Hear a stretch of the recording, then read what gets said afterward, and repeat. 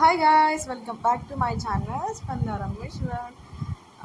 Reels చూస్తుంటే మా ఆయనకి కర్బూజా ఐస్ క్రీమ్ కనిపించిందంటే, సో దాన్ని ట్రై చేశారు నిన్న ట్రై చేసి ఎలా వచ్చిందో మీకు ఒక వీడియో చేసి చెప్దామని చెప్పి వీడియో తీసాను అనమాట.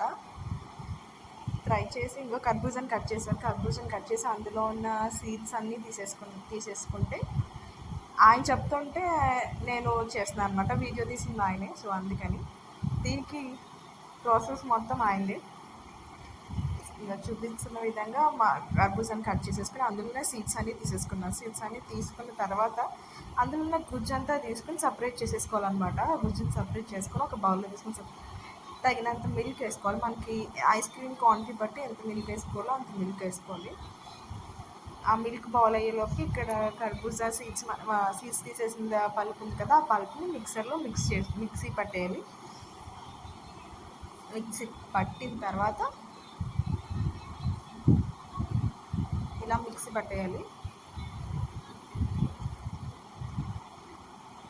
మిల్క్ బాయిల్ అయిపోయిన తర్వాత షుగర్ పౌడర్ వేసుకోవచ్చు, లేదా పటికి బెల్లం పౌడర్ వేసుకోవచ్చు. నేను పటికి బెల్లం పౌడర్ యూజ్ చేస్తున్నాను. తర్వాత కస్టర్డ్ పౌడర్ తీసుకొని కొంచెం మిల్క్ తీసుకొని అందులో కస్టర్డ్ పౌడర్ యాడ్ చేసుకోవాలి. అండ్ దెన్ కస్టర్డ్ పౌడర్ కొంచెం ఎక్కువ వేయండి.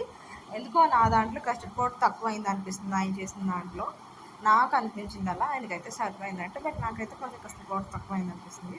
మనం బాయిల్ చేసుకున్న మిల్క్లో custard powder and milk mix చేసుకుని వేసేసుకోవాలన్నమాట. వేసుకుని బాగా మిక్స్ చేసుకోవాలి. కొంచెం సేపు ఒక 2 minutes అది బాయిల్ అయితే చాలా, ఎక్కువసేపు వద్దు.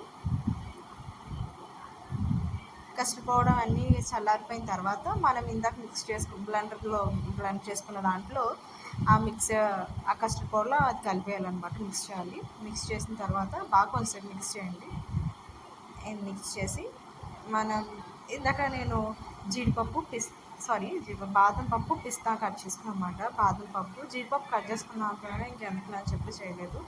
సో బాదం పప్పు అండ్ పిస్తా రెండు వేసేసుకుని కొంచెం పల్ప్ సపరేట్ చేసుకొని మధ్యలో తగిలితే బాగుంటుంది అని చెప్పేసి కొంచెం పల్ప్గా తీసుకున్నాం. ఆ పల్ప్ని కూడా అందులో వేసేసుకొని